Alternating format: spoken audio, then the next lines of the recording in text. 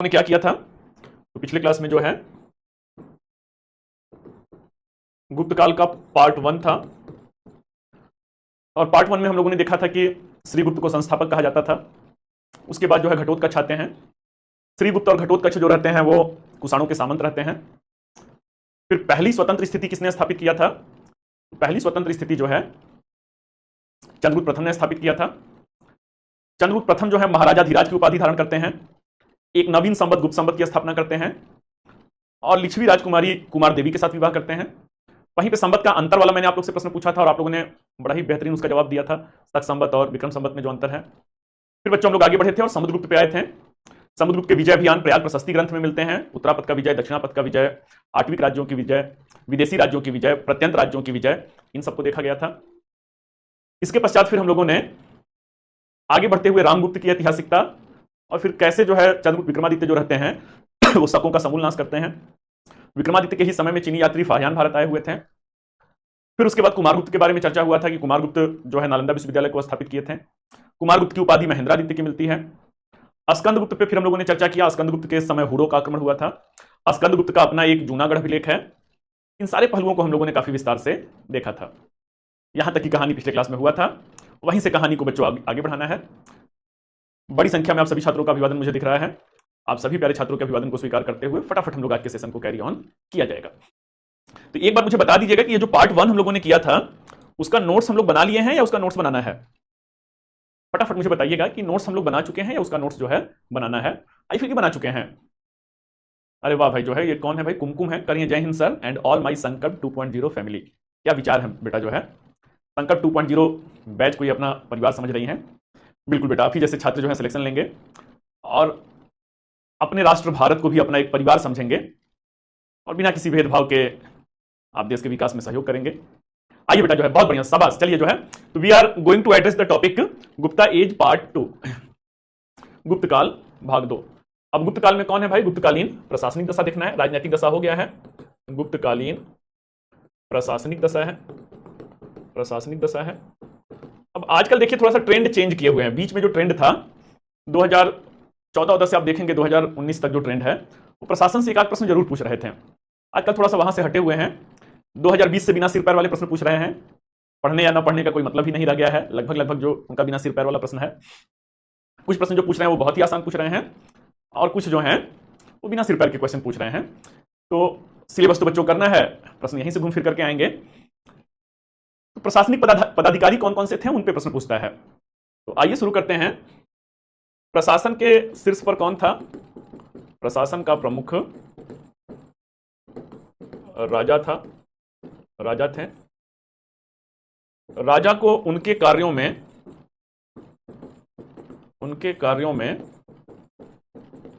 सहयोग देने के लिए, राजा को उनके कार्यों में सहयोग देने के लिए कौन होता था? तो एक केंद्रीय मंत्री परिषद होती थी। अब इसी केंद्रीय मंत्री परिषद में जो प्रमुख पदाधिकारी हैं उन्हीं प्रमुख पदाधिकारियों को करना है और यही गाहे बगाहे प्रश्न जो है वो पूछते रहते हैं। जैसे मौर्य काल में आप लोगों ने देखा था, मौर्य काल में केंद्र में जो केंद्रीय मंत्री परिषद है, कैबिनेट मंत्री को तीर्थ कहते थे, राज्य स्तर के मंत्री को अध्यक्ष कहते थे। वैसे ही गुप्त काल में कुछ जो प्रशासनिक पदाधिकारी हैं इसमें प्रमुख कौन है? तो महासेनापति हैं। सब में महा दिखेगा बेटा। महा, जैसे महाराज को ये लोग अधीनस्थ मानते थे, महाराजाधिराज को ये स्वतंत्र, सब में महा दिखेगा। महा मतलब कि उच्च पद, सर्वोच्च पद। तो महासेनापति सैन्य विभाग के प्रमुख हैं। महासंधि विग्रहिक हैं। महासंधि विग्रहिक जो हैं वो क्या है भाई? तो नाम भी दिख रहा है संधि विग्रह। युद्ध के समय शांति के संधि की शर्तें या युद्ध की जो शर्तें थी उसको निर्धारित करने वाले व्यक्ति थे। जैसे कोई प्रस्ताव भेजा गया कि इसे स्वीकार कीजिए नहीं तो युद्ध होगा, उस शर्त को कौन करता था? महासंधि विग्रहिक करते थे। युद्ध समाप्त होने के पश्चात भाई आप ये बातों को मान लीजिए, मतलब युद्ध में जो हार गए हैं इन बातों को, शांति शर्तों को मान लीजिए तो युद्ध पूर्णतः समाप्त हो जाएगा। ये सब काम किसके जिम्मे था बच्चों? तो ये सब काम जो है मैं बेटा किसी बुक से नहीं पढ़ाता हूं, आप ही लोगों का जो पिछला वाला बैच है उसी बैच का जो नोट्स है उसी में ऐड ऑन करके जो है वो किया जाता है। कोई किताब में जितना पढ़ाता हूं वो एक जगह किसी किताब में आपको नहीं मिलने वाला है। ये हम लोगों का अपना अनुभव है, जिस अनुभव को हम लोग पिरो करके कहानी की तरह आपके सामने रख देते हैं। डाउट बेटा जो है शनिवार कल है ना, कल डाउट क्लियरिंग आप लोग मुझे जैसे ही मैं आप लोग से मिलता हूं ना, मतलब कल की क्लास जैसे ही शुरू होगा वैसे ही आप लोग मुझे बोल दीजिएगा कि सर शनिवार डाउट क्लियरिंग सेशन है, पहले डाउट ले लीजिए, फिर उसके बाद जो है क्लास को आगे बढ़ाइएगा। तो शनिवार को हम लोग जितना देर तक आपका डाउट रहता है, 15 मिनट, 20 मिनट, 10 मिनट, पहले डाउट लिया जाता है, फिर उसके बाद क्लास को आगे बढ़ाया जाता है। तो कल बेटा क्या होगा, कल डाउट क्लियरिंग होगा। तो चलिए बच्चों, पहला अधिकारी कौन है, महासेनापति हैं। दूसरे कौन है, तो दूसरे जो हैं महासंधि विग्रहिक हैं। अब तीसरे पे हम लोग आते हैं। तीसरे पे क्या है भाई, तो महादंडपाल हैं। कौन है, महादंडपाल हैं। ये महादंडपाल क्या करते थे, तो महादंडपाल न्याय विभाग के नाम से ही दंड देने का काम किसका है, न्याय विभाग का है। तो न्याय विभाग के ये क्या रहते हैं, प्रमुख रहते हैं। मेरा पढ़ाया हुआ सब कुछ क्या है बेटा, इलाहाबाद के कॉलेज बुक में मिलता है। तो कॉलेज का बुक भी आता है क्या, और दूर दूर तक बेटा इलाहाबाद यूनिवर्सिटी से मेरा कोई संबंध नहीं रहा है। मैं बनारस हिंदू यूनिवर्सिटी से पढ़ा हूं और उसके बाद पिछले 17-18 सालों से दिल्ली में हूं। तो आइए जो है आगे हम लोग बढ़ते हैं बच्चों। तो महादंडपाल कौन है, महादंडपाल जो है न्याय विभाग के प्रमुख हैं। अच्छा एक चीज मैं और बता दूं, कई सारे बच्चों टीचर भी हैं, आप लोगों के भी बैच में धीरे धीरे पता चलेगा। अभी एक ममता नाम की स्टूडेंट हैं, किसी बैच ममता यादव हैं, अब इस बैच की हैं या किसी बैच, उनकी मम्मी पीजीटी टीचर हैं। वो क्लास में कमेंट बॉक्स में बता रही थी, पीजीटी मींस की पोस्ट ग्रेजुएट टीचर हैं। और कह रही थी सर मेरी मम्मी, और हिस्ट्री की ही हैं, सबसे अच्छी बात है कि हिस्ट्री की हैं। तो कहती है सर मेरी मम्मी को आपका पढ़ाने का स्टाइल बहुत अच्छा लगता है। कई सारे ऐसे बच्चे हैं अपने स्टूडेंट बच्चों जो कॉलेज में पढ़ाते भी हैं। आप विश्वास मानिएगा, या मिलते रहते हैं, आप लोग देखेंगे। अभी पिछले साल कोई बैच था, उसमें कोई बलवंत नाथ करके शायद स्टूडेंट थे, और वो एआरओ ऑफिसर थे।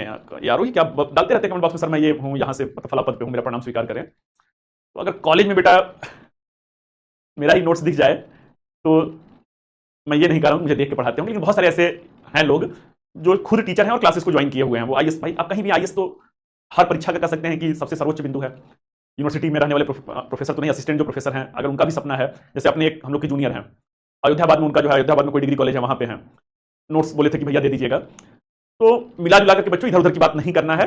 टू द पॉइंट ये है कि आपको क्रिस्प फॉर्मेट में, आपका जनरल स्टडी है, सामान्य अध्ययन है, तो आपको क्रिस्प फॉर्मेट में एक रुचिकर तरीके से विषय वस्तु को आप लोगों तक पहुंचाना है। आइए जो है आगे बढ़ा जाए। तो महादंडपाल है भाई, महादंडपाल जो हैं ये न्याय विभाग के प्रमुख रहते हैं। अगले कौन है, अगले जो हैं विनय स्थिति स्थापक हैं। विनय स्थिति स्थापक हैं। जो विनय स्थिति स्थापक हैं भाई, इनका क्या काम रहता है, विनय स्थिति स्थापक जो है इनका क्या कार्य है, तो इनका कार्य ये धार्मिक मामलों के प्रमुख पदाधिकारी हैं। ये विनय स्थिति मतलब विनम्रता की स्थिति कौन स्थापित करेगा, जो धार्मिक मामलों से जुड़ा हुआ व्यक्ति है। समाज में नैतिक मूल्यों को मींस की जैसे घर में सिखाया जाता है ना, बड़ों का पैर छूने हैं, छोटों को प्यार देना है, तो ये सब नैतिकता की बातें हैं। बड़ों का सम्मान करना है, गुरु का सम्मान करना है। तो असल में उस और मध्यकाल में भी होते थे, मध्यकाल में मुहतसिब होते थे, मुहतसिब भी ऑलमोस्ट कुछ ऐसा ही काम करते थे। या काजी उल कुजात होते थे, काजी उल कुजात भी न्याय के साथ साथ नैतिक मूल्यों को स्थापित करने वाले होते थे। तो विनय स्थिति स्थापक क्या है, धार्मिक मामलों के प्रमुख हैं, समाज में नैतिक मूल्यों को स्थापित करने वाले पदाधिकारी हैं। अगले बच्चों कौन है, तो अगले जो हैं महाक्ष पटलिक हैं। अगले जो हैं महाक्ष पटलिक हैं। महाक्ष पटलिक कौन है भाई, तो ये सीएजी, आज के कंट्रोलर एंड ऑडिटर जनरल जो हैं, आज जो सीएजी का पोस्ट है, तो ये लेखा विभाग के प्रमुख, जो भी खर्च हो रहा है उसका जो ऑडिट होता था, लेखा विभाग होता था, उसके प्रमुख हैं। आगे बढ़ते हैं। आगे ये बेटा एनसीईआरटी में जो कुछ भी दिया है, ओल्ड एनसीईआरटी में जो कुछ भी दिया है, न्यू एनसीईआरटी में जो कुछ भी दिया है, वो कुछ भी पूछ सकते हैं, वो राइटर को भी पूछ सकते हैं। आप आएंगे जो है रामचंद्र शर्मा की जो एनसीईआरटी है, तो उसमें हिस्टोरियोग्राफी के बारे में एक चैप्टर दिया है, जो इतिहासकार हैं उनके बारे में, और उनकी प्रमुख पुस्तकें कौन सी हैं, तो बिल्कुल वो क्लास 12 तक की बच्चों की किताब है, तो वो बिल्कुल उसके बारे में भी पूछ सकते हैं। अगला बच्चों कौन है, तो अगले जो हैं अग्रहारिक हैं। अग्रहारिक कौन है, तो अग्रहारिक जो हैं दान विभाग के प्रमुख हैं, दान विभाग के प्रमुख हैं। चलिए भाई, तो ये क्या था, ये जो है इनका केंद्रीय प्रशासन था। अब आगे बढ़ते हैं स्थानीय प्रशासन की तरफ। भाई स्थानीय प्रशासन कैसा है, तो जो स्थानीय प्रशासन है, तो केंद्र के नीचे कौन है, केंद्र के नीचे जो है प्रांत हैं। प्रांत को क्या कहते थे, प्रांत को गुप्त काल में भुक्ति कहते थे, और भुक्ति के प्रमुख को क्या कहते थे, भुक्ति के प्रमुख को भोक्ता कहते थे। तो प्रांत को उस जमाने में क्या कहते थे, ये पूछा जाता है। प्रांत को भुक्ति कहते थे, भुक्ति के प्रमुख को भोक्ता कहते थे। प्रांत के नीचे बच्चों कौन आता है, तो प्रांत के नीचे जो है जिला आता है। जिला के को उस जमाने में क्या कहते थे, मौर्य काल में भी विषय कहते थे, गुप्त काल में भी विषय कहते थे। जिले के जो प्रधान हैं उन्हें क्या कहेंगे, तो जिले के प्रमुख को विषयपति कहा जाता है। विषयपति कहा जाता है। तो केंद्र है, प्रांत है, जिला है। अब जिला के नीचे कौन आता था? तो जिला के नीचे गांव आते थे। संस्कृत बच्चों राजकीय भाषा थी। गुप्त काल में संस्कृत में बात होता था, मौर्य काल में प्राकृत में बात होता था। तो इस तरीके से क्या है, इस तरीके से गांव को ग्राम कहते थे, ग्राम के प्रमुख को जो है ग्रामीणी कहते थे, गांव के प्रमुख को जो है ग्रामीणी कहते थे। तो ये बच्चों क्या है, ये गुप्तकालीन प्रशासनिक व्यवस्था है। कोई डाउट है तो पूछ लीजिए। गुप्तकालीन प्रशासन से अगर कोई डाउट है तो आप पूछ सकते हैं। Right now we are moving towards the, अब हम लोग सामाजिक दशा की तरफ आगे बढ़ा जाएगा भाई, कि गुप्तकाल की जो है वो सामाजिक दशा कैसी है। ये आप लोग का बेटा जो, एक सेकंड रुक जाइएगा। चलिए जो है तो हम लोग आगे बढ़ते हैं, गुप्तकालीन सामाजिक दशा की तरफ बढ़ते हैं। एक सेकंड रुक जाइएगा। आप लोग का कमेंट रहता है ना एप्लीकेशन पे, वो हो जाता है। एक सेकंड।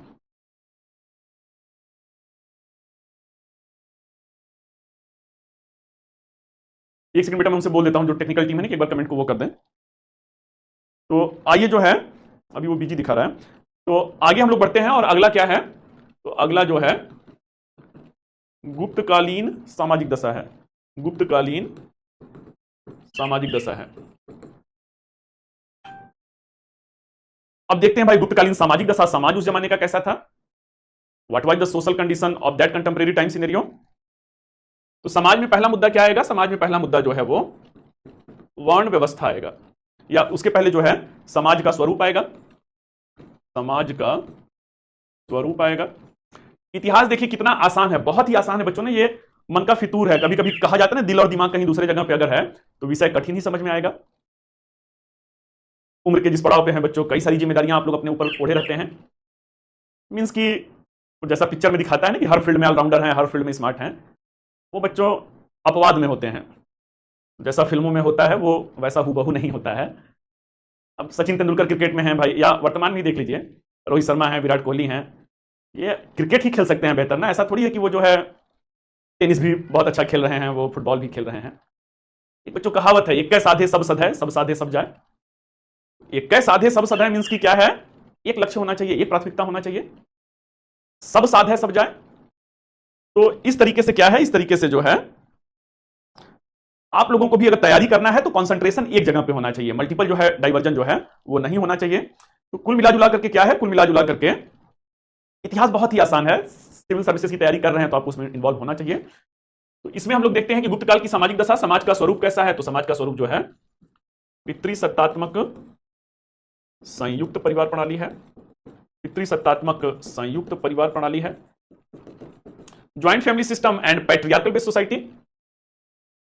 अब आज भी बच्चों गांव में अब तो धीरे धीरे टूट रहा है संयुक्त परिवार वाला ढांचा जो है, लेकिन अभी भी जो लोग थोड़े से सुलझे हुए लोग हैं, या तो एकदम से कह सकते हैं कि जो लोग हैं जिनके अंदर सोचने समझने का स्तर बेहतर है, तो वो एकता की शक्ति को, पहले परिवार एक होता था भाई। पहले सुने होंगे ना, गांव के दादाजी गांव से पढ़े, फलाने पोस्ट पे पहुंचे, पिताजी गांव से साइकिल से पढ़े, ढिबरी कहते हैं, लालटेन से पढ़ाई किए। आपके गांव में और कोई भी होगा, फला होंगे और कोई होगा, पता चलेगा पूरे प्रदेश के जो है इस पद पे हैं। पहले कौन सा कॉन्वेंट स्कूल होता था भाई, उसी प्राइमरी स्कूल से पढ़े हुए लोग हैं, उसी गांव की स्कूल से पढ़े हुए लोग हैं, तो उसे जो है, हेलो कमेंट नहीं दिख रहा है ना, कमेंट को कर दीजिए और बड़ा फोकस कर दीजिए कमेंट को। तो कहने का अर्थ बच्चों क्या है, तो वो लोग उसी व्यवस्था से पढ़े हुए लोग हैं और धीरे धीरे क्या हुए, धीरे धीरे जो है शीर्षस्थ पदों तक पहुंचे। कैसे पहुंचे, पढ़ाई के प्रति उनका जुनून था, परिवार में एकता थी, परिवार में एकता थी। अरे चाचा के बच्चे अपने भाई बहन जो है सब लोग साथ में रहते थे, तो एक एक्टिविज्म ज्यादा था, मानसिक। अब तो देखिए शहरों में बच्चों ना, शहरों में अब जो छोटे बच्चे हैं वो बोल नहीं पा रहे हैं, उनको स्पीच थेरेपी दिलाना पड़ रहा है। क्यों, पिताजी जॉब पे गए, माँ जॉब पे गई, जो 2-2.5 साल का बच्चा है उसे केयर टेकर देख रही है। अब जो 15,000 रुपए की नौकरी कर रही है वो अपने आपके बेटे को अपना बेटा मान के थोड़ी चलेगी, वो भी फॉर्मेलिटी कर रही है। माँ बाप ऑफिस से दिन भर थके आए हैं, अपने ही उसमें दुनिया में मशगूल हैं। बच्चा बच्चे से मिलेगा तब तो बोलना सीखेगा, एक्टिव होना सीखेगा।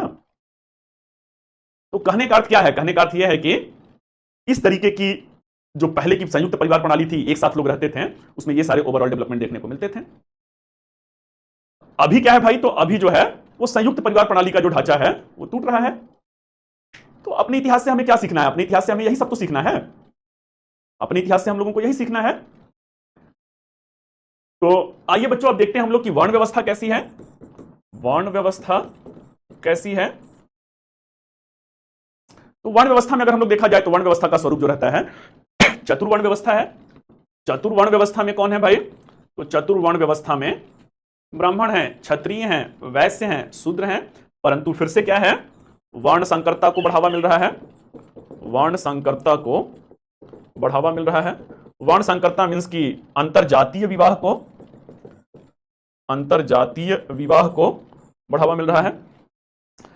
अब ये जो अंतरजातीय विवाह है, मतलब पिछले क्लास में भी मैंने कहा था अनुलोम विवाह है, प्रतिलोम विवाह है, तो इन सारी चीजों को बढ़ावा मिल रहा था।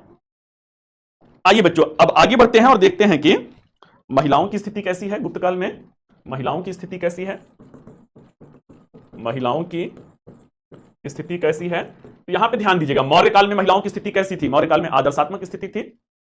मौर्योत्तर काल में महिलाओं की स्थिति कैसी रहती है? तो मौर्योत्तर काल में जो है पतनशील स्थिति या मिश्रित स्थिति है। कुछ अच्छे उदाहरण हैं, कुछ बुरे उदाहरण हैं।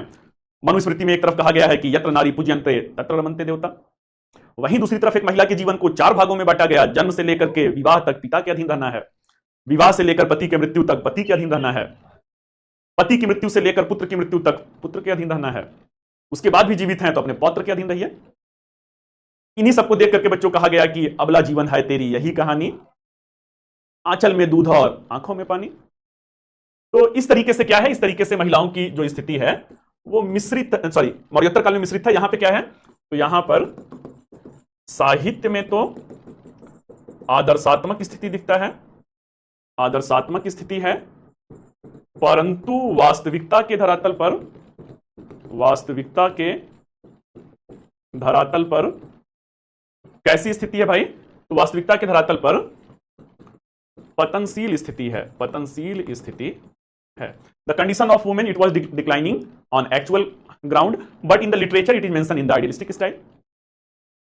कैसे आदर्शात्मक स्थिति है? कहां पे दिखता है? तो आदर्शात्मक स्थिति हम लोगों को कालिदास की रचनाओं में दिखता है, कालिदास की रचनाओं में दिखता है। कालिदास किसके दरबार में रहते हैं? कालिदास जो है नवरत्न रहते हैं, चंद्रगुप्त विक्रमादित्य के नवरत्न रहते हैं। वास्तविकता में पतनशील कैसे है बच्चों? गिरावट की स्थिति कैसे है? तो जो पतनशील है यहां पर सर्वप्रथम क्या दिखेगा? सर्वप्रथम सती प्रथा का सर्वप्रथम अभिलेखीय साक्ष्य भानुगुप्त के एरण अभिलेख में, भानुगुप्त के एरण अभिलेख में 510 ईस्वी में मिलता है। तो the first epigraphical evidences we get from the Bhanugupta Eran inscription of 510 AD. हद हो गया बच्चों, जो कहा जाता है ना समाज का पतन ऐसा हुआ कि जो कहावत है ना कि क्या से क्या हो गए देखते देखते, क्या से क्या हो गए देखते देखते, हद है भाई इतना पतन। यही तो बच्चों देखिए ना, इतिहास हमें यही सिखाता है कि जो इतिहास की सकारात्मक चीजें हैं उसे स्वीकार कीजिए और उस गौरवमयी संस्कृति पे गर्व कीजिए, परंतु इतिहास के झरोखे में जो कुछ नकारात्मक पहलू है उसको धिक्कारना भी है, उसे धिक्कारते हुए उसमें सुधार भी करना है। ऋग वैदिक काल में महिलाएं जो जीवन संगिनी हुआ करती थी, अर्धांगिनी हुआ करती थी, पति के साथ कदम से कदम मिलाकर चलने वाली होती थी, जिन महिलाओं को पति के साथ समानता का दर्जा था, जो महिलाएं शिक्षा का अधिकार के साथ साथ घोषा हैं, अपाला हैं, विश्वधारा हैं, निनावरी हैं, सिकता हैं, वो कहां है भाई? तो वो वैदिक मंत्रों की रचनाएं कर रही हैं, जो राजनीतिक जो संस्थाएं हैं सभा और समिति में भागीदारी कर रही हैं। क्या से क्या हो गए देखते देखते। हद है, समाज का इतना पतन हो सकता है बच्चों की एक महिला जो जीवन संगिनी हुआ करती थी, अर्धांगिनी हुआ करती थी, उसे जलती हुई चिता पर ले जाकर के फेंक दे रहे हैं। जो हंसते खेलते चिता पे कूद जा रही है उसे गौरवान्वित कर रहे हैं कि पति परायण नारी थी तुम। जो उस जलती चिता पर जो है जलने से मना कर रही है उसे कह रहे हैं कि अभागन है, दुष्चरित्र है, पर पुरुष के साथ संबंध होगा, इसलिए जलने से डर रही है।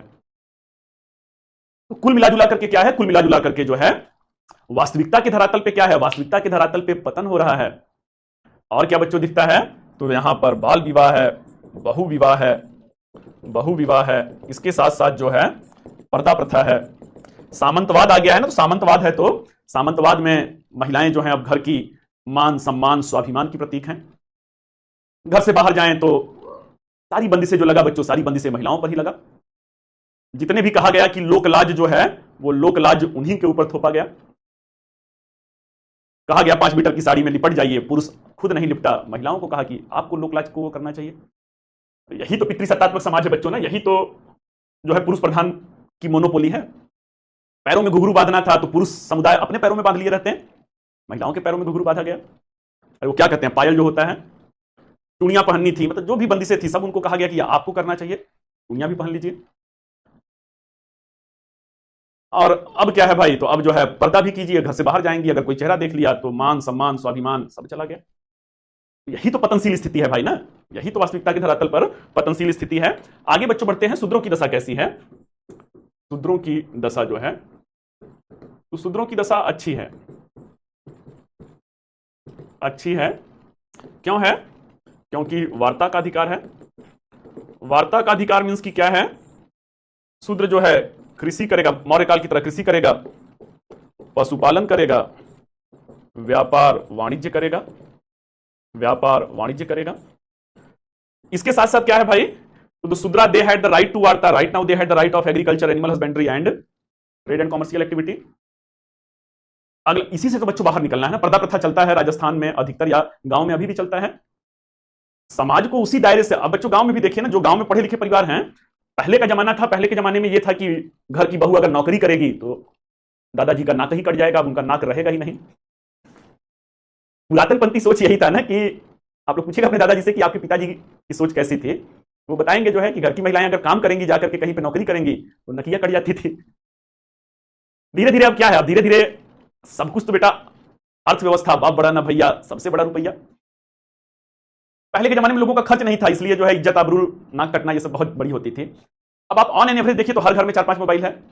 अरे बहन होंगी, बहन के पास मोबाइल होगा, आप हैं आपके पास है, एक आध भाई होंगे उनके पास होगा, पापा के पास जॉब में जाते हैं, घर पे मम्मी अकेले हैं, कोई घर पे काम पड़ा तो उनके पास भी है। 4 मोबाइल बेटा घर में होना एक कॉमन सी बात है। अब रिलायंस जियो भी जिंदाबाद है, फ्री में दे रहा है, कॉलिंग जो है, इंटरनेट भी दे रहा है। अब एक ही घर में वर्ल्ड कप का मैच देख रहे हैं तो एक लोग उस कमरे में देख रहे हैं, एक लोग इस कमरे में देख रहे हैं, या एक ही कमरे में अलग अलग अपने अपने मोड में देख रहे हैं। सुविधा मिलेगा तो सुविधा के बदले में 300-300 रुपया महीना ले रहा है।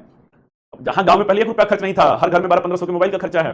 एक मोबाइल साल 1.5 साल चलता है, 10,000-12,000 से नीचे का मोबाइल नहीं चाहिए। मान के चलिए कि 20-25 हजार का हर साल 1-2 मोबाइल घर में आ रहा है, 25-30 हजार उसका खर्चा है।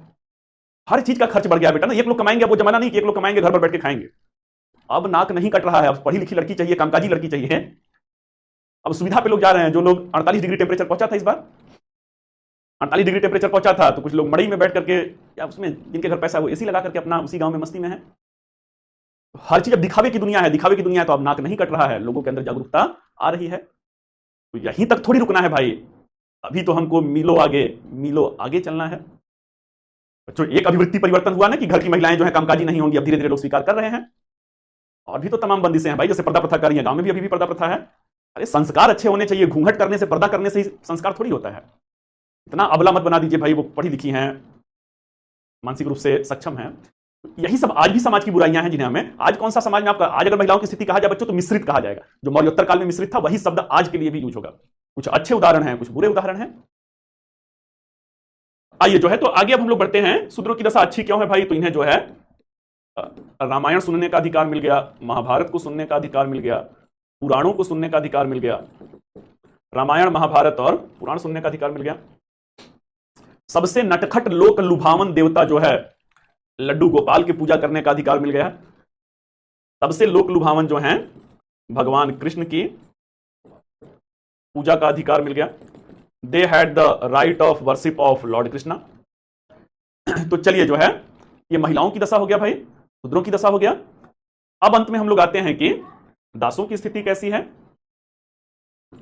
दासों की स्थिति कैसी है, दासों की स्थिति कैसी है, कंडीशन ऑफ स्लेव कैसा है। तो दासों की स्थिति जो है पतनशील है, शूद्रों की स्थिति अच्छी है, दासों की स्थिति पतनशील है। कुल कितने प्रकार के दास हैं, तो कुल जो हैं 15 प्रकार के दास हैं। 15 प्रकार के दास बताए गए हैं। कहां पे बताया गया है, तो इसी जमाने की एक रचना है, नाम है नारद स्मृति ग्रंथ में। तो नारद स्मृति ग्रंथ में कुल 15 प्रकार के दासों का वर्णन किया गया है। चलिए बच्चों, तो ये सामाजिक दशा भी समाप्त हुआ, कोई डाउट है तो पूछ लीजिए। ये सामाजिक दशा गुप्तों की समाप्त हुआ। दास मतलब हु इज दास, ये कौन है भाई, राजकुमार पूछ रहे हैं sir who is Das. Das is slave बेटा, दास मतलब स्लेव। अब अगला कमेंट कीजिए सर हु इज स्लेव।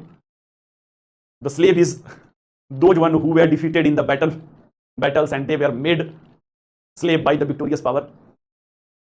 युद्ध में जो लोग हारे हुए सैनिक होते थे उनको दास बना लिया जाता था, उनको 2 जून का भोजन करा करके उनसे बड़े बड़े मंदिर बनवाए जा रहे हैं, खेती योग्य जमीन बनवाई जा रही है, खेती करवाया जा रहा है, मतलब फ्री में बिना कोई तनख्वाह दिए उनसे काम करवाया जा रहा है, राज्य की आय को बढ़ाया जा रहा है। चलिए बेटा जो है अब क्या किया जाए, नोट्स बना लिया जाए फिर आर्थिक दशा किया जाएगा। फटाफट नोट्स बना लीजिए क्योंकि लगभग 50 मिनट से बेटा डिस्कशन कर रहा हूं, तो इसका प्रशासन का और समाज का नोट्स बना लीजिए, फिर फटाफट हम लोग आर्थिक दशा करेंगे और गुप्त काल समाप्त हो जाएगा। हेडिंग दे दीजिए, हेडिंग दे दीजिए गुप्त काल की प्रशासनिक दशा, गुप्त काल की प्रशासनिक दशा लिखिए। गुप्त काल का प्रशासन, गुप्त काल का प्रशासन केंद्रीय और स्थानीय प्रशासन के अंतर्गत, गुप्त काल का प्रशासन केंद्रीय और स्थानीय प्रशासन के अंतर्गत बांटा जाता है, केंद्रीय और स्थानीय प्रशासन के अंतर्गत बांटा जाता है।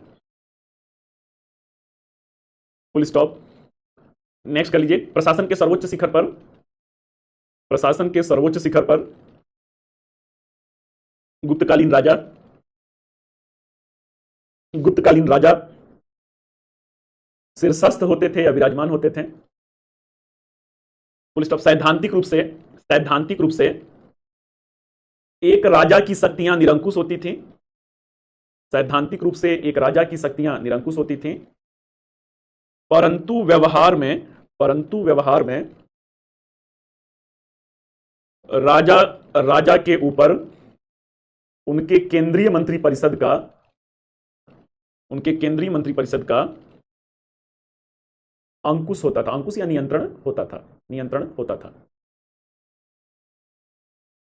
नेक्स्ट, समस्त राज्य के प्रशासनिक दायित्वों को, समस्त राज्य के प्रशासनिक दायित्वों को कई भागों में विभाजित किया जाता था, समस्त राज्यों के प्रशासनिक दायित्वों को कई भागों में विभाजित किया जाता था, प्रशासनिक दायित्वों को कई भागों में विभाजित किया जाता था तथा तथा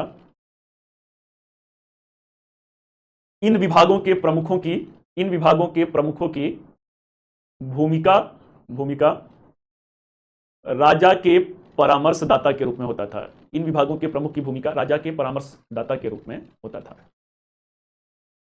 नेक्स्ट, राजा के केंद्रीय मंत्रिपरिषद के कुछ प्रमुख पदाधिकारी, राजा के केंद्रीय मंत्रिपरिषद के कुछ प्रमुख पदाधिकारी व उनके कार्य, कुछ प्रमुख पदाधिकारी व उनके कार्य निम्नलिखित हैं, व उनके कार्य निम्नलिखित हैं। डैश देकर के लाइन चेंज, हेडिंग दे दीजिए महासेनापति, हेडिंग दे दीजिए महासेनापति, डैश देकर के लिखिए सैन्य विभाग के प्रमुख थे, महासेनापति डैश देकर के लिखिए सैन्य विभाग के प्रमुख थे। नेक्स्ट, नेक्स्ट, महासंधि विग्रहिक, महासंधि विग्रहिक लिखिए युद्ध एवं शांति की शर्तों को निर्धारित करने वाले, महासंधि विग्रहिक, यहां पे बेटा सब लिखा हुआ है डैश देकर के, युद्ध एवं शांति की शर्तों को निर्धारित करने वाले पदाधिकारी। नेक्स्ट है महादंडपाल, ये सब बच्चों जान रहे हैं, थोड़ा तेजी से लिखिए, महादंडपाल न्याय विभाग के प्रमुख थे, न्याय विभाग के प्रमुख थे। नेक्स्ट, विनय स्थिति संस्थापक, विनय स्थिति संस्थापक युद्ध एवं शांति की शर्तों को निर्धारित करने वाला, युद्ध एवं शांति की शर्तों को निर्धारित करने वाला। नेक्स्ट, नेक्स्ट महादंडपाल, महादंडपाल न्याय विभाग के प्रमुख थे, महादंडपाल डैश देकर न्याय विभाग के प्रमुख थे। नेक्स्ट, विनय स्थिति संस्थापक, विनय स्थिति संस्थापक धार्मिक मामलों के प्रमुख पदाधिकारी थे, विनय स्थिति संस्थापक धार्मिक मामलों के प्रमुख पदाधिकारी थे। नेक्स्ट, महाक्ष पटलिक, महाक्ष पटलिक, महाक्ष पटलिक लेखा विभाग के प्रमुख थे, महाक्ष पटलिक लेखा विभाग के प्रमुख थे। नेक्स्ट जो है अग्रहारिक दान विभाग के प्रमुख थे, अग्रहारिक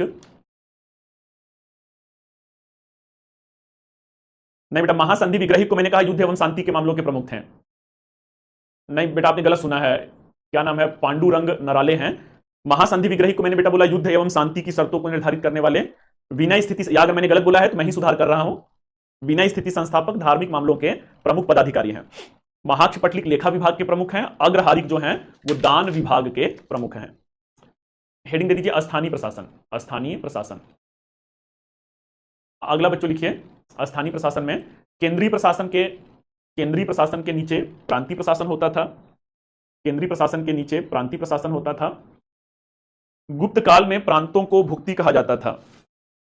गुप्त काल में प्रांतों को भुक्ति कहा जाता था और इसके प्रमुख को, गुप्त काल में प्रांतों को भुक्ति कहा जाता था और इसके प्रमुख को भोक्ता, इसके प्रमुख को भोक्ता या उपरिक महाराज कहा जाता था। भोक्ता या उपरिक महाराज कहा जाता था। भोक्ता या उपरिक महाराज कहा जाता था। नेक्स्ट पॉइंट कीजिए, प्रांतों के नीचे की प्रशासनिक डिवीजन जिला था। प्रशासनिक डिवीजन जिला था। Full stop. जिला को विषय एवं इसके प्रमुख को, जिला को विषय एवं इसके प्रमुख को विषयपति कहा जाता था। एवं इसके प्रमुख को विषयपति कहा जाता था। नेक्स्ट, प्रशासन की सबसे निचली इकाई ग्राम था। प्रशासन की सबसे निचली इकाई ग्राम था एवं गांव के मुखिया को ग्रामणी कहा जाता था। प्रशासन के सबसे निचली इकाई ग्राम था एवं गांव के मुखिया को ग्रामणी कहा जाता था। गांव के मुखिया को ग्रामणी कहा जाता था। हेडिंग दे दीजिए, गुप्तकालीन सामाजिक दशा। गुप्तकालीन सामाजिक दशा लिखिए, गुप्तकालीन समाज का स्वरूप संयुक्त परिवार प्रणाली। गुप्तकालीन समाज का स्वरूप संयुक्त परिवार प्रणाली आधारित पितृसत्तात्मक समाज था। पितृसत्तात्मक समाज था। नेक्स्ट, वर्ण व्यवस्था। वर्ण व्यवस्था, इस काल के दौरान चतुर्वर्ण व्यवस्था, वर्ण व्यवस्था देखिए, इस काल के दौरान परंपरागत चातुर्वर्ण व्यवस्था ब्राह्मण, क्षत्रिय, वैश्य एवं शूद्र, परंपरागत चातुर्वर्ण व्यवस्था ब्राह्मण, क्षत्रिय, वैश्य एवं शूद्र विद्यमान थे। नेक्स्ट देखिए, गुप्त काल में अंतरजातीय विवाह का भी प्रचलन था। गुप्त काल में अंतरजातीय विवाह का भी प्रचलन था। प्रीवियस ईयर का क्वेश्चन बेटा देखेंगे ना तो वहां से हो जाएगा। क्या नाम है? दीपांशी वागड़े। आप बेटा महाराष्ट्र से हैं क्या या गुजरात? बेटा क्वेश्चन कैसे पूछता है ना, इसके लिए आप लोग 30 साल का एक आता है घटना चक्र का पूर्वाविलोकन आप लोग अमेजॉन या ऑनलाइन भी किसी भी उस पर देखेंगे। अमेजॉन है, फ्लिपकार्ट पे भी देखें, शायद हो सकता है, वहां से ऑर्डर कर सकते हैं। अगर बड़े शहरों में है, जो कॉम्पिटिटिव बेस्ड सिटी है, जैसे इलाहाबाद में है, पटना में है, ग्वालियर में है, दिल्ली में है, तो वहां पे बुक शॉप पे जाएंगे तो आपको मिल जाएगा। तो आप वहां से प्रीवियस टॉपिक वाइज वाला लेना है। टॉपिक वाइज तो गुप्त काल से जितने भी पिछले 30 साल में क्वेश्चन बने हैं, अगर 90% बने तो 90% को आप एक बार प्रैक्टिस कर लीजिए। वहां से क्या होगा, कितने वैरायटी का क्वेश्चन बन सकता है वो आपका तैयार हो जाएगा। अगला बच्चों लिखिए, चतुर्वर्ण व्यवस्था ब्राह्मण, क्षत्रिय, वैश्य एवं शूद्र विद्यमान थे। इस काल में अंतरजातीय विवाह का भी प्रचलन था, जिससे समाज में वर्ण संकरता को बढ़ावा मिल रहा था। जिससे समाज में वर्ण संकरता को बढ़ावा मिल रहा था। नेक्स्ट बच्चों कीजिए, महिलाओं की स्थिति। हेडिंग दे दीजिए, महिलाओं की स्थिति, उसमें कीजिए गुप्तकालीन साहित्य में तो महिलाओं की स्थिति आदर्शात्मक रूप में, गुप्तकालीन साहित्य में महिलाओं की स्थिति आदर्शात्मक रूप में दिखाया गया है। आदर्शात्मक रूप में दिखाया गया है, जबकि वास्तविकता के धरातल पर, आदर्शात्मक रूप में दिखाया गया, जबकि वास्तविकता के धरातल पर, आदर्शात्मक दिखाया गया, ब्रैकेट में कर सकते हैं, कालिदास की रचनाएं, ब्रैकेट क्लोज कर लीजिएगा। जबकि वास्तविकता के धरातल पर महिलाओं की स्थिति में गिरावट देखने को मिलता है। जबकि वास्तविकता के धरातल पर महिलाओं की स्थिति में गिरावट देखने को मिलता है। इसका उदाहरण सती प्रथा का प्रथम अभिलेखीय साक्ष्य, सती प्रथा का प्रथम अभिलेखीय साक्ष्य भानुगुप्त के एरण अभिलेख से प्राप्त होता है। इसका साक्ष्य, सती प्रथा के प्रथम अभिलेखीय साक्ष्य भानुगुप्त के एरण अभिलेख से प्राप्त होता है। नेक्स्ट, गुप्त काल में पर्दा प्रथा, बाल विवाह, बहु विवाह का प्रचलन था। पर्दा प्रथा, बाल विवाह, बहु विवाह का प्रचलन था। नेक्स्ट है बच्चों, महिलाओं के उपनयन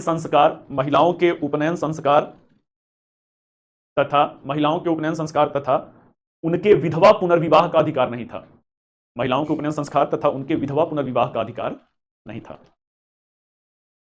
नेक्स्ट है भानुगुप्त के एरण अभिलेख में, भानुगुप्त के एरण अभिलेख में सती प्रथा का प्रथम अभिलेखीय साक्ष्य मिलता है। भानुगुप्त के एरण अभिलेख में सती प्रथा का प्रथम अभिलेखीय साक्ष्य मिलता है। अब बच्चों हेडिंग दे दीजिए शूद्रों की स्थिति। शूद्रों की स्थिति गुप्त काल में शूद्रों की स्थिति, गुप्त काल में शूद्रों की स्थिति अच्छी थी, अच्छी थी तथा अब उन्हें स्मृति साहित्य में, अब उन्हें समकालीन स्मृति साहित्य में रामायण महाभारत और पुराण जैसे, रामायण महाभारत और पुराण जैसे ग्रंथों को सुनने का अधिकार मिला। रामायण महाभारत और पुराण जैसे ग्रंथों को सुनने का अधिकार मिला। साथ ही सबसे लोक प्रचलित देवता भगवान कृष्ण के पूजा का, भगवान कृष्ण के पूजा का अधिकार मिला, भगवान कृष्ण के पूजा का अधिकार मिला। नेक्स्ट, गुप्त काल में दासों की स्थिति में गिरावट देखने को मिलता है। गुप्त काल में दासों की स्थिति में गिरावट देखने को मिलता है तथा नारद स्मृति साहित्य में 510 ईस्वी में यह अभिलेख लिखा गया था बेटा। भानुगुप्त का एरण अभिलेख जो है 510 ईस्वी में लिखा गया था तथा नारद स्मृति ग्रंथ में 15 प्रकार के दासों की चर्चा किया गया है। नारद स्मृति ग्रंथ में 15 प्रकार के दासों की चर्चा किया गया है। नेक्स्ट लिखिए। अब हम लोग बेटा ये खत्म हुआ, अब हम लोग कहां पे आएंगे? गुप्तकालीन आर्थिक दशा पे, जो आज का अंतिम मुद्दा है। हेडिंग दे दीजिए गुप्तकालीन आर्थिक दशा। गुप्तकालीन आर्थिक दशा, economic condition of Gupta age. आर्थिक दशा में आप लोग को पता है पहला मुद्दा क्या है? पहला मुद्दा है कृषि की दशा। कृषि की दशा कैसी है? The condition of agriculture it was pretty good. पूरे इतिहास में कृषि की दशा आपको कैसा मिलेगा? कृषि की दशा बहुत अच्छा मिलेगा, बहुत अच्छी है, बहुत अच्छी है। कैसे अच्छी है भाई? तो इस जमाने में कौन है? स्कंद गुप्त का एरण अभिलेख है। एरण अभिलेख में नहरों से सिंचाई के साक्ष्य मिलेंगे, नहरों से सिंचाई के साक्ष्य मिलेंगे। अगला बच्चों जो है वो क्या है? तो अगला जो है कृषि की दशा अच्छी है दासों के द्वारा प्लस भूमि दान प्रथा के द्वारा नवीन कृषि योग्य जो भूमि है, नवीन कृषि योग्य भूमि का विस्तार करवाया जा रहा था। मींस बाय द स्लेव, दासों के द्वारा, and by the land grant system the new agricultural land it was being extended under the patronage of the feudal king. दास है, उनसे क्या कहा जाता था? जंगल झाड़ी को साफ करो, जो बंजर क्षेत्र है उसे हल चला करके खेती योग्य बनाओ। जिन्हें दूर दराज के क्षेत्र में बच्चों भूमि दान दिया जाता था, तो भूमि दान का भी उद्देश्य, सामंतवाद पे मैंने चर्चा किया है कि नहीं इस बैच में? तो भूमि दान का उद्देश्य भी क्या है? उसका भी वही उद्देश्य होता था। अब बेटा दुनिया का कोई भी किताब पढ़िए, विवेक जो है, दुनिया का कोई किताब, हमारा भी बच्चों जो ऑर्गेनाइजेशन की बुक है बहुत अच्छी है, आप सब पढ़िए या कुछ मत पढ़िए, लेकिन एनसीईआरटी मत छोड़िए। एनसीईआरटी आपको पढ़ना ही पढ़ना है। आप पीडब्ल्यू का भी पढ़िए, लेकिन एनसीईआरटी ऐसा मत करिएगा कि नहीं मैं कोचिंग वाला पढ़ूंगा तो एनसीईआरटी नहीं पढ़ूंगा। एनसीईआरटी का बेटा कोई विकल्प नहीं है, उसे पढ़ना ही पड़ेगा। चलिए सामंतवाद पे मैं कल चर्चा कर दूंगा। तो क्या है बच्चों, जो है कृषि योग्य भूमि का विस्तार हो रहा है।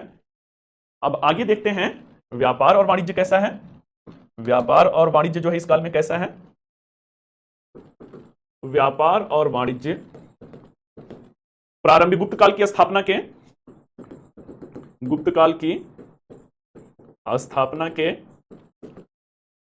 प्रारंभिक सदी में व्यापार वाणिज्य अच्छा था, व्यापार वाणिज्य अच्छा था। परंतु बच्चों लास्ट क्लास में मैंने बनाया था, एक मैप बनाया था, मैंने कहा था भारत सोने की चिड़िया कैसे हो गया, मेरे देश की धरती सोना उगले कैसे हो गया। तो बताया था भाई कि कौन था वहां पे, बताया था कि एक उस जमाने में महान रोमन साम्राज्य हुआ करता था। कौन था जो है? महान रोमन जो है साम्राज्य था। जो महान रोमन साम्राज्य है, जो महान रोमन साम्राज्य है, ये लैटिन अमेरिका है, ये अमेरिका है, मैक्सिको है, कनाडा है, ये अटलांटिक है बच्चों, अटलांटिक सागर है, ये जो है भूमध्य सागर है, ये जो है यूरोप है, यूरोप में कौन था? यूरोप में महान रोमन साम्राज्य था। यही महान रोमन साम्राज्य को किसकी लत लग गई थी? इसी महान रोमन साम्राज्य को भारतीय मसालों की लत लग गई थी। भारतीय मसालों के बदले में कौन रहते हैं इतिहासकार? तो प्लिनी है। प्लिनी यहां के इतिहासकार क्या कहते हैं कि दुनिया का सोना चाहे जहां भी हो, अंततः दफन कहां पे होता है? अंततः दफन भारत में होता है। तो कहने का अर्थ बच्चों क्या है कि दुनिया का सोना चाहे जहां भी है, वो धन का निर्गमन किसके पक्ष में है? धन का निर्गमन भारत के पक्ष में है। दुनिया भर से सोना भारत में आ रहा है। इधर चीन है, चीन के व्यापार और वाणिज्य समृद्ध है, भारत में बड़ी मात्रा में विदेशों से धन आ रहा है। अब क्या होता है?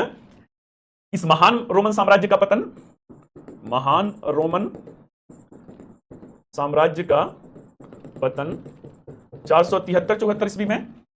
जब रोमन साम्राज्य का पतन हो जाएगा तो जो भारत से रोम व्यापार हो रहा है, ये व्यापार बंद हो जाएगा, या बंद नहीं होगा, इसमें बहुत गिरावट आ जाएगा। अब ये लोग किधर व्यापार के लिए देखेंगे? तो ये सिल्क रूट से चीन और आसियान जो देश है, इधर व्यापार, श्रीलंका की तरफ व्यापार को देखेंगे। परंतु व्यापार को वो गति नहीं मिल पाया जो गति मौर्योत्तर काल में है, कनिष्क के समय काल में है, वो गति इस समय बेटा नहीं मिल पाता है। क्यों नहीं मिल पाता है? तो एक तो मुद्दा आपने देख लिया कि महान रोमन साम्राज्य का पतन हो गया। दूसरा मुद्दा क्या है? सामंती शक्तियों का उदय। सामंती शक्तियों का उदय। ये क्या कर रहे हैं? तो ये व्यापार वाणिज्य को हतोत्साहित कर रहे हैं। व्यापार वाणिज्य को हतोत्साहित कर रहे थे। The feudal powers they were demoralizing the trade and commercial activity in what ways? किस रूप में हतोत्साहित कर रहे थे भाई?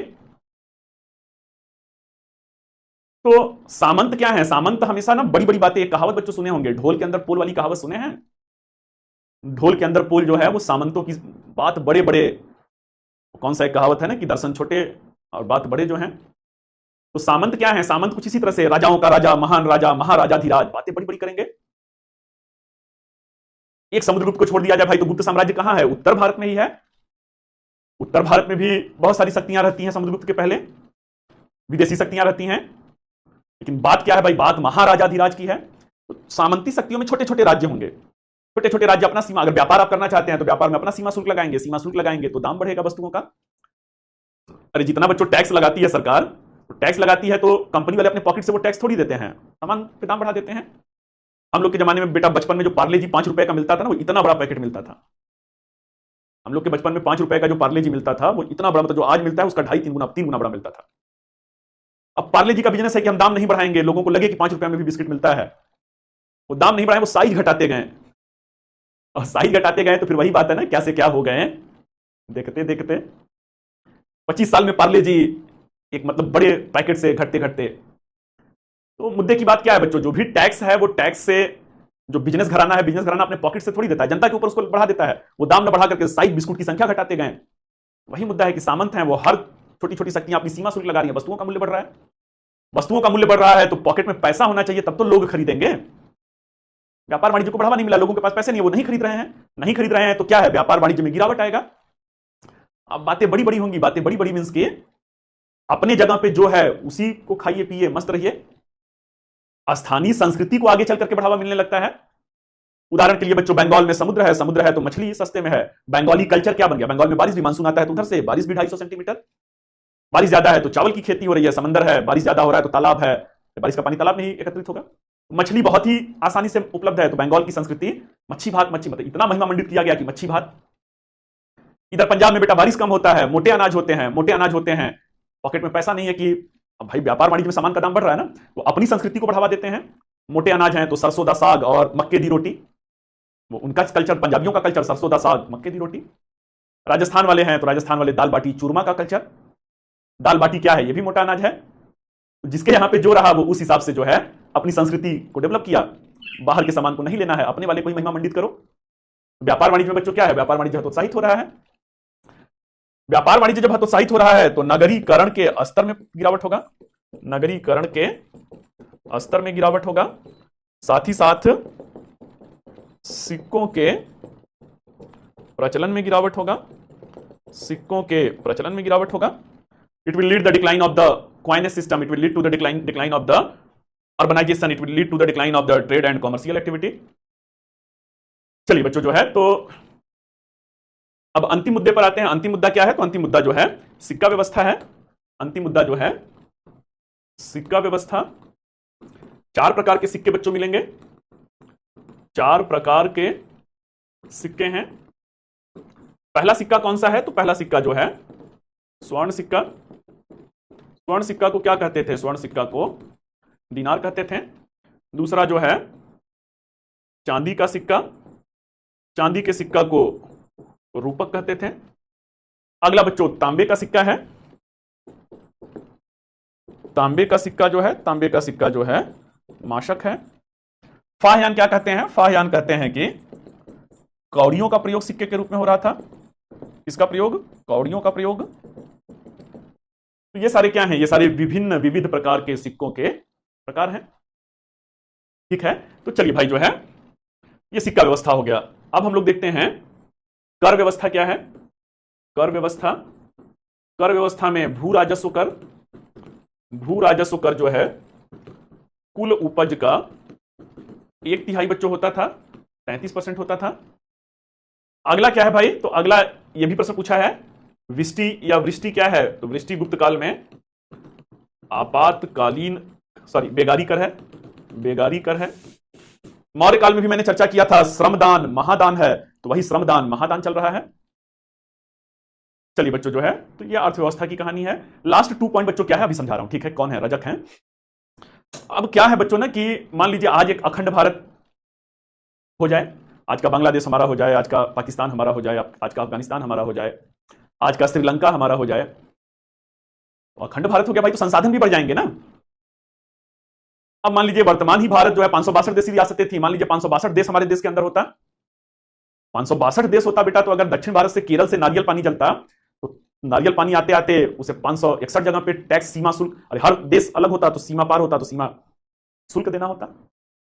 जो नारियल पानी 70 रुपए का पी रहे हैं वो 700 रुपए का मिलता, 700 रुपए का मिलता, तो किसके पॉकेट में 700 रुपया है कि एक नारियल पानी पीने के लिए खर्चे?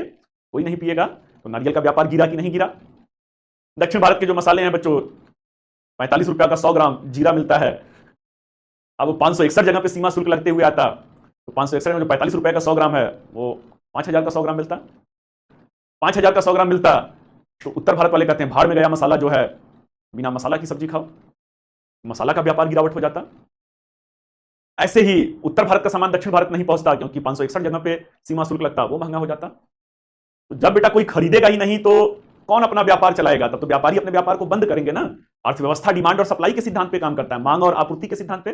अरे मांग है तब तो फैक्ट्रियों में सामान बन रहे हैं, तो कुछ बन ही नहीं रहा है तो फिर शहर कैसा? फैक्ट्री बंद हो गया तो शहर कैसा? शहरों में गिरावट हो गया।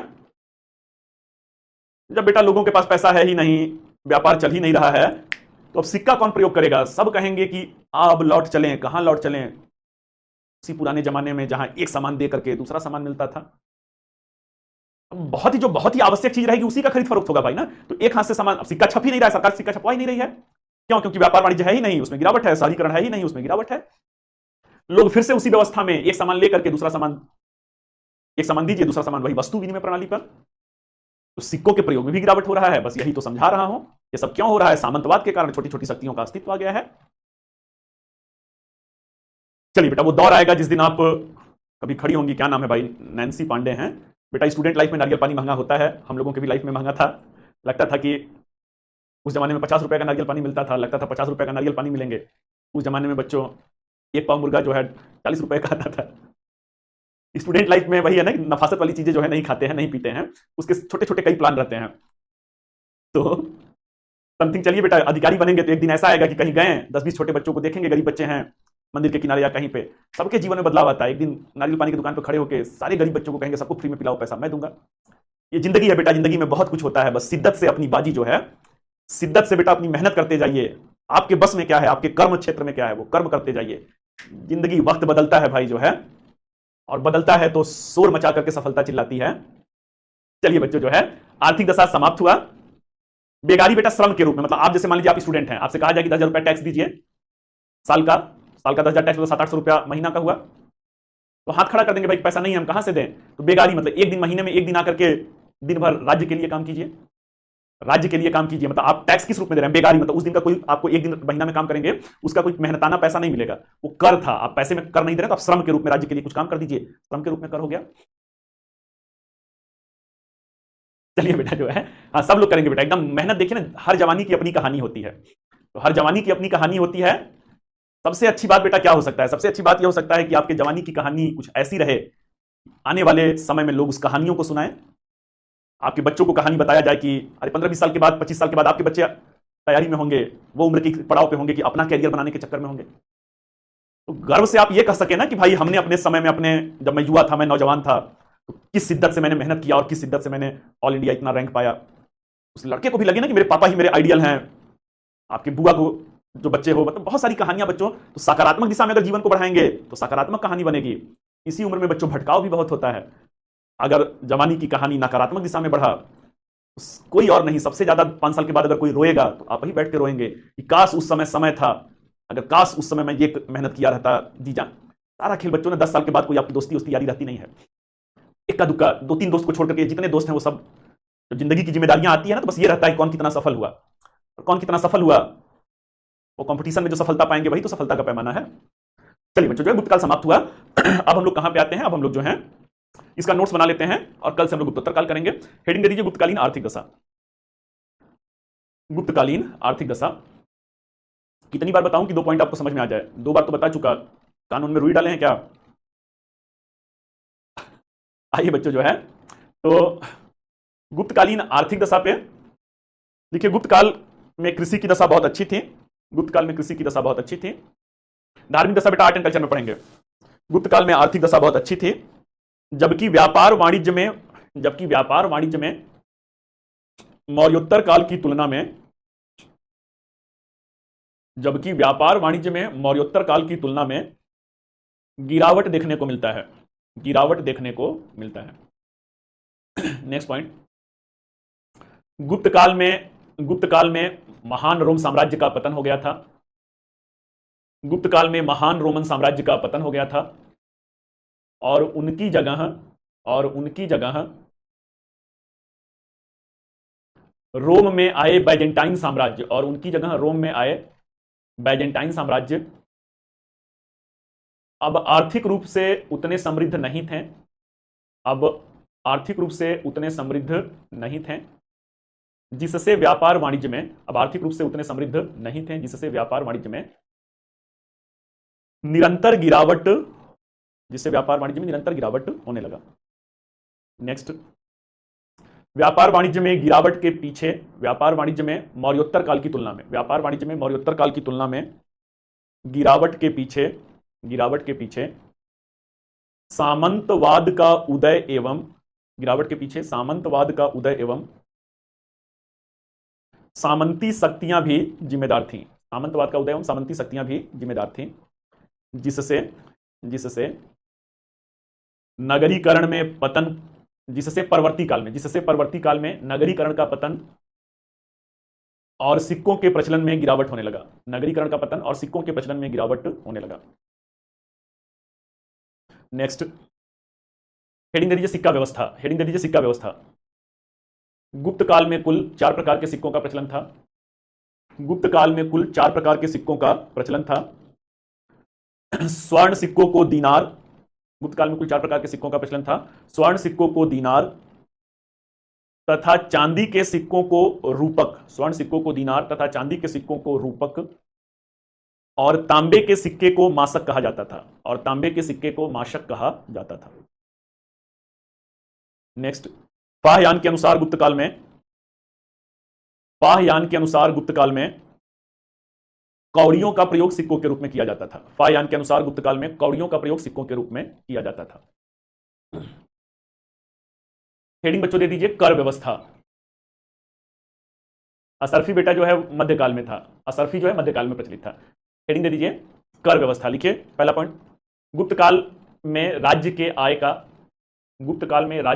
का सबसे प्रमुख साधन, गुप्त काल में राज्य के आय का सबसे प्रमुख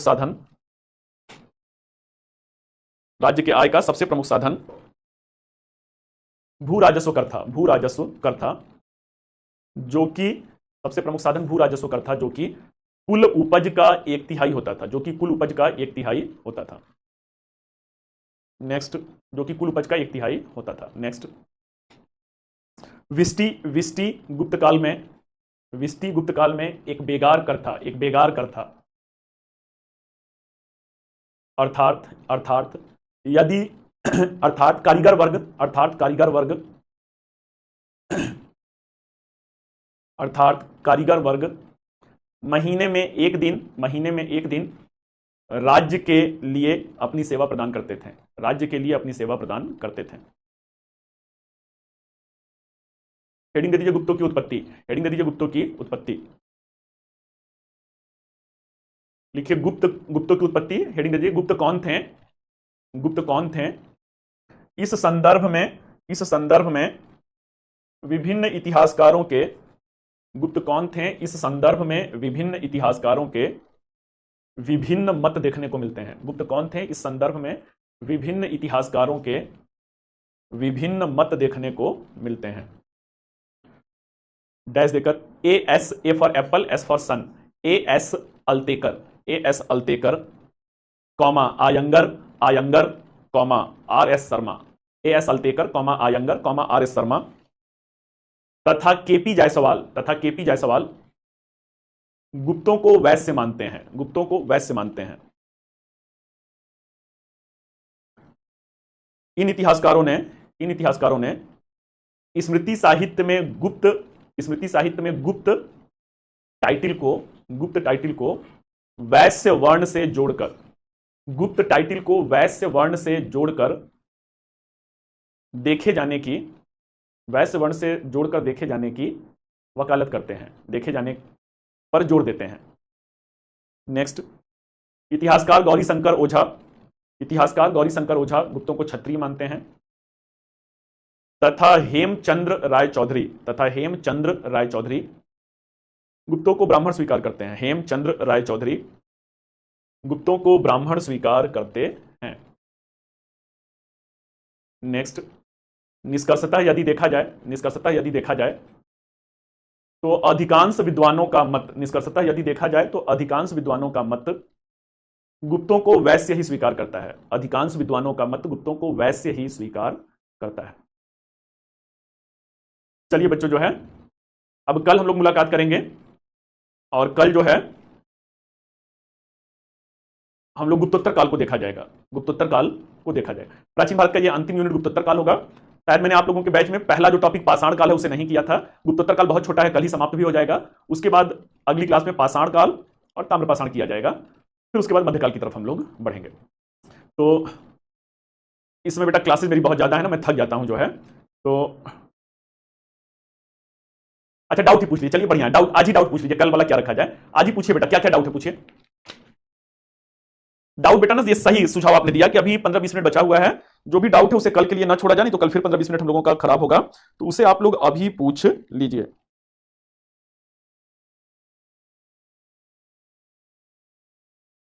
पूछिए बेटा, मैं देख रहा हूं आप लोग के कमेंट सेक्शन को, मैं देख रहा हूं।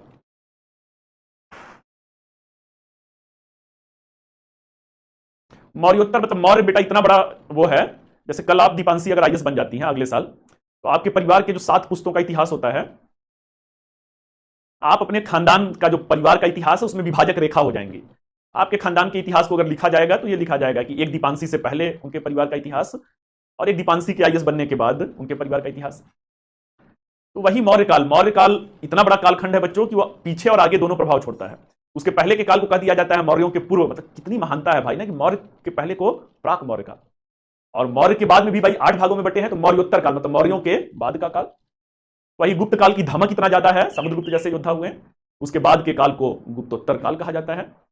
नोट्स बेटा सफिशिएंट है, एनसीईआरटी से ऐड ऑन करना होगा, नोट्स सफिशिएंट है, एनसीईआरटी से जोड़ना होगा, तब जाके कंप्लीट हो जाएगा। नोट्स बेटा कैसे बनाएं, ये सब मेंटोर से पूछा कीजिए हम लोगों को ना, ये सब बेटा मेंटोर ये सब बड़ा अच्छा बताएंगे, तैयारी कैसे करें, पढ़ाई में मन नहीं लगता है, दिल की भी बात उनसे आप बयां कीजिए, इतिहास याद करते हैं भूल जाता है, तो ये सारी चीजें बेटा वो लोग बताएंगे, कुछ उनके लिए भी रहने दीजिए, मेंटोर के लिए भी। ये मगध वाला ये बेटा ना, मगध ही सबके ऊपर कब्जा किए हुए हैं, तो वही इतिहास आपको पढ़ना है, इतना ही रट लीजिएगा, वही मान लीजिएगा कि जो है मोक्ष मतलब ज्ञान प्राप्त हो गया। महादंडपाल और महासंधि विग्रहित क्या होता है जाके नोट्स में देख लीजिए। ऑप्शनल की क्लास बेटा नाजमीन है, नाजमीन जो है 8 जुलाई से बेटा शुरू हो रहा है, एकदम न्यू बैच है, फ्रेश बैच है। जो भी बच्चे इस बैच से जुड़ना चाहते हैं वो फटाफट अपना इनरोलमेंट करा सकते हैं अभी, या 8 जुलाई को भी करा सकते हैं। और कोई प्रश्न बेटा? आज डाउट कर लीजिए, अब कल डाउट नहीं करूंगा। बेसिक हिस्ट्री आप क्लास 6 से शुरू कीजिए। दुर्गेश जो है क्लास 6 से शुरू कीजिए, पतली सी किताब क्लास 6 के बच्चों के लिए लिखा गया है, बट कई सारे क्वेश्चन आपको 6, 7, 8 की एनसीईआरटी से भी मिल जाएगा। तो 6, 7, 8 से पढ़िए, उसे एक हाइलाइटर लीजिए, कलर कीजिए, एक पेंसिल लीजिए, जो भी इंपॉर्टेंट आपको लगे ऊपर या नीचे जहां भी जगह हो वहां उसे नोट डाउन कर लीजिए, उससे आपका हो जाएगा। क्या है सबका? नहीं, सबका एनसीईआरटी नहीं पढ़ना बेटा, आपको हिस्ट्री का पढ़ना है, ज्योग्राफी का पढ़ना है, पॉलिटी में 11th और 12th वाला पढ़ना है, और इकोनॉमिक्स का चाहे तो उसका भी पढ़ लीजिए। उसके अलावा और केवल 9th और 10th की साइंस पढ़ना है, मैथमेटिक्स वगैरह ये सब नहीं, केवल साइंस की बुक 9th और 10th की पढ़नी है। नहीं बेटा, यूपीएससी के साथ अदर एग्जाम मत दीजिए। एक कहावत है, क्या है, ओमवंती है कि ओमवती? ओमवती है। एक बेटा कहावत है, एक साधे सब सधे, सब साधे सब जाए। मीन्स की एक लक्ष्य से अगर आप साधेंगे तो आईएएस भी निकाल लेंगे, सब साधे सब जाए, सब एग्जाम देंगे कोई नहीं निकलेगा। साउथ इंडिया बेटा हम लोग अलग से करेंगे, हिस्ट्री ऑफ साउथ इंडिया। अमूमन मैं मेडाइवल हिस्ट्री जब खत्म करता हूं तो प्राचीन और मध्यकाल का साउथ इंडिया एक साथ में कराता हूं, जिससे साउथ इंडिया से कोई भी प्रश्न बने तो आप अच्छे से कर लीजिए। हाँ, दोनों का एरड़ अभिलेख है बेटा। साउथ का बेटा मैंने नैन्सी बताया ना, हम लोग अलग से करेंगे, उसमें 5, 7, 8 क्लास होगा, part 1, part 2, part 3, part 4, part 5, ऐसे 6 करके एक लंबी उस पर क्लास चलेगी। एक ही बार में हम लोग हिस्ट्री ऑफ साउथ इंडिया, दक्षिण भारत का इतिहास किया जाएगा। सीसैट के लिए बेटा मैथ पढ़ना होता है, वो 9, 10th वाला मैथमेटिक्स नहीं पढ़ना होता है, आपको अंक गणित पढ़ना है। आपके सर जो सीसैट वाले रहेंगे वो बताएंगे। चलिए बेटा, मैं बहुत अच्छा पढ़ाता हूं, तो मैं बहुत बहुत आपका शुक्रगुजार हूं कि अब तक मैं मेरी इतिहास की जो कहानियां हैं वो आपके दिल तक पहुंचती हैं। और बेटा मुझे कोई क्वेश्चन आप लोग का दिख नहीं रहा है? डीएमपी क्वेश्चन नहीं आ रहा है बेटा तो मैं मैनेजमेंट को इन्फॉर्म कर दूंगा। अच्छा, एंशिएंट और मिडाइवल में डीएमपी मेंस प्रैक्टिस नहीं है बेटा, ये केवल प्री का पार्ट है। आर्ट एंड कल्चर में डीएमपी आएगा, तो ये मैनेजमेंट को नहीं बताना है, ये समस्या मैं ही सॉल्व कर दिया। स्टेट पीसीएस बेटा दे सकते हैं, बट 2 साल के बाद, 2 साल एकदम शिद्दत से आप आईएएस पे लगिए। पहला अटेम्प्ट आईएएस का बहुत अच्छे से दीजिए। पहला अटेम्प्ट अगर 2 साल के बाद तैयारी के बाद लगता है कि नहीं हो रहा है, फिर जी करे तो आप पीसीएस भी दे सकते हैं, कोई उसमें बुराई नहीं। शुरू में ही पीसीएस मत लगिए, पीसीएस बहुत बेटा छोटी चीज है। आईएएस आईएएस है, पीसीएस पीसीएस है। तो अभी जज्बात है, अभी मेहनत करने का हुनर है, तो क्यों छोटा? जब सपना देखे ही है तो सबसे बड़ा वाला ही देखिए भाई ना, गाहे बगाहे बाद में जाके पीसीएस तो देखना ही है। मैं वर्ल्ड कप चलिए बेटा, मस्का पानी नहीं मारना है। हिस्ट्री में पॉलिटी मिक्स होकर आता है, हाँ कुछ ओवरलैप करता है, एक आध दो टॉपिक ओवरलैप करता है। बीए में बेटा हिस्ट्री पॉलिटी ज्योग्राफी ले लीजिए, वो आपको सपोर्ट करेगा तैयारी में। हिस्ट्री पॉलिटी ज्योग्राफी लेंगे वो, या इकोनॉमिक्स भी ले सकते हैं। ह्यूमैनिटी वाला सब्जेक्ट जो है वो लीजिए, जो एग्जाम में पूछता है उससे आपको मिलेगा। चलिए बेटा, जिन लोगों को मेरे पढ़ाने का तरीका अच्छा है उनका बहुत बहुत शुक्रगुजार हूँ, धन्यवाद है आप लोगों को। अच्छा, रघुआ बहुत बढ़िया पढ़ावत हो जी। चलिए, अब इधर उधर की बातें आप लोग करने लगे तो ठीक है बच्चों, यहीं पे हम लोग क्लास को औपचारिक रूप से समाप्त करते हैं। मिलते हैं कल फिर से इसी समय इसी मंच पर। Till then all the best, thank you.